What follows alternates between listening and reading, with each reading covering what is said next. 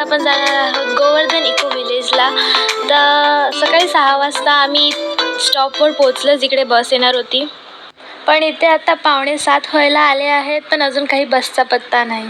पण खूप वेळ थांबल्यानंतर फायनली आमची ही बस आली आहे आणि ही बस आहे जी आम्ही आज ट्रॅव्हल करणार आहोत to the Govardhan eco village.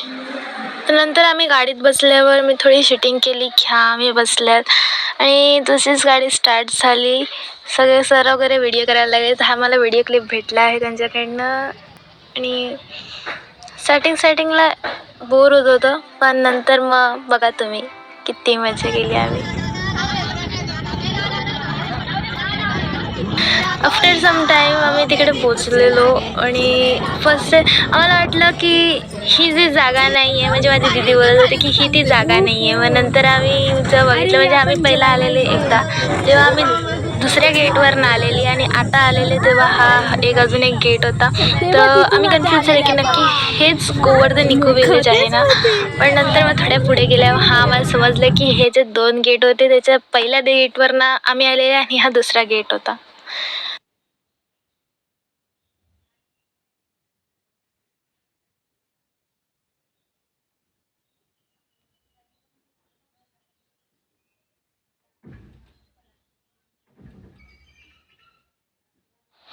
तर उतरल्यानंतर आम्ही आता फ्रेश झाले आणि विचार केला की काही खाऊन घेऊया नाश्ता.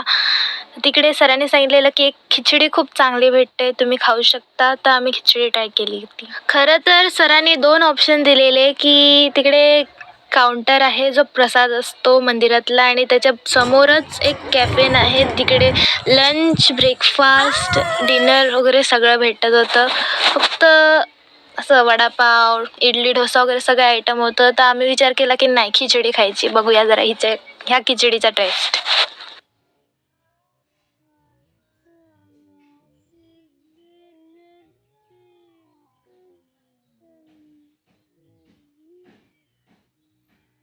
स्टार्टिंगला आम्ही विचार केलेला की एकच खिचडी घ्यायची आणि सगळ्यांनी टेस्ट करून मग नंतर अजून एकदा घेऊ शकतो. तर मी घ्यायला गेलेली आणि त्याने दिलं मला आणि काहीतरी बोलले, ते पण मला समजलं नाही, फक्त मी बोलली. आणि मग नंतर मी खिचडी खाल्ली आणि खिचडी खूप चांगली होती. मग नंतर आम्ही मंदिरात गेलेले. दर्शन घेतल्यावर आम्ही तिकडे बघितलं की 2 कबूतर होते आणि खूप वेळापासून तिकडेच होते. मी तुम्हाला झूम करून दाखवते. इकडे काय माहिती कशाला ब्लर होऊन दिसते, पण 2 कबूतर कधीपासूनच होते. मे बी अर्धा 1 तास झाला असणार. त्यानंतर आम्ही दुसऱ्या मंदिरात गेले.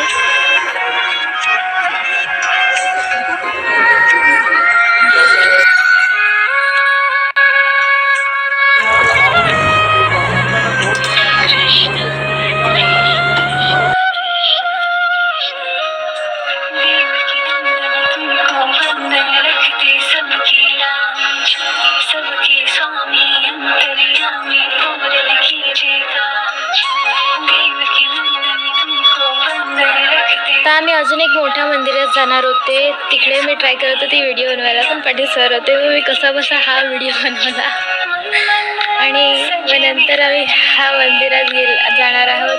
तिकडे पण कृष्ण भगवानचा ऑलमोस्ट सगळे कृष्ण आणि राधाकृष्णाचेच मंदिर आहे तिकडे. इकडे गरमी झालेली, पण एवढं पण नव्हते आधी गरम, पुन्हाचा टाईम होता तरी.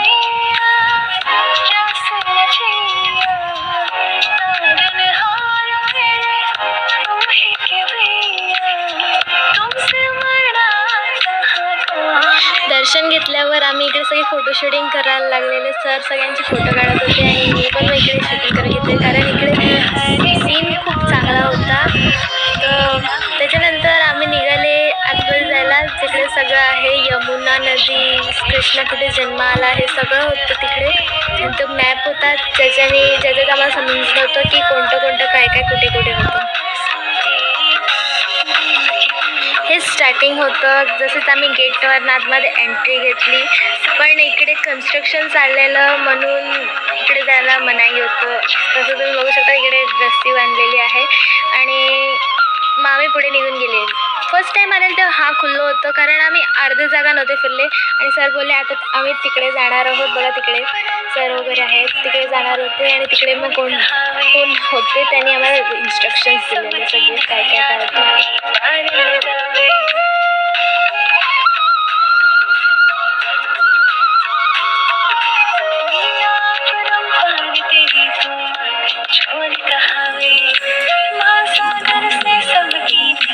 त्यानंतर आम्ही आले इकडे यमुना नदीवर. मस्त क्यूट क्यूट मच्छी, वाव, मासे खूप सारे होते तिकडे.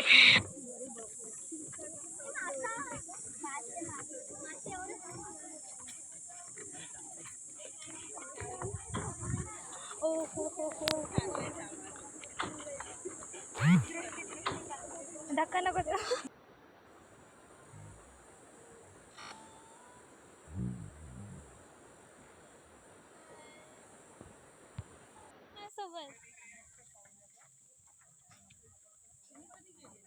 आम्ही गेल्या वर्षी.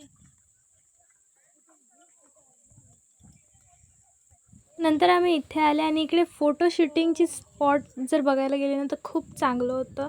म्हणजे आम्हाला सर सांगत होते की चला फोटो काढूया आणि मी रेडी झाली. नंतर आम्ही जेवण बिवून घेतलं आणि मी हा ट्रान्झॅक्शनचा व्हिडिओ बनवला जो आहे mini part of this vlog. मग नंतर आम्ही निघाले आमच्या सेकंड स्पॉटवर.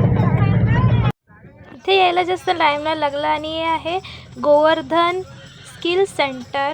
ते आहे कॉलेज आणि हे इतकं मोठं आहे ना सांगू नका, कारण हे मोठं आहे लाईक हॉस्टेल प्लस कॉलेज ह्याच्यात आहे. आणि इकडे शिकवतात शेती कशी करायची, इलेक्ट्रिक इंजिनियर वगैरे सगळं, म्हणजे सगळं शिकवतात इथे, गर्ल्स बॉईज दोन्ही. आम्ही एका क्लासमध्ये बसलेलो. नंतर आम्हाला एका सरांनी इन्स्ट्रक्शन्स दिले आणि इन्स्ट्रक्शन्स घेतल्यानंतर आम्ही ह्या कॉलेजचा छोटा टूर घेतला.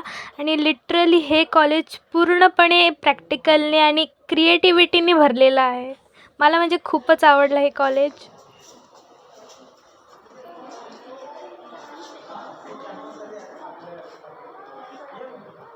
नंतर आम्ही नाश्ता करून घरी जायला परत निघाले. Thank you for watching. Bye bye.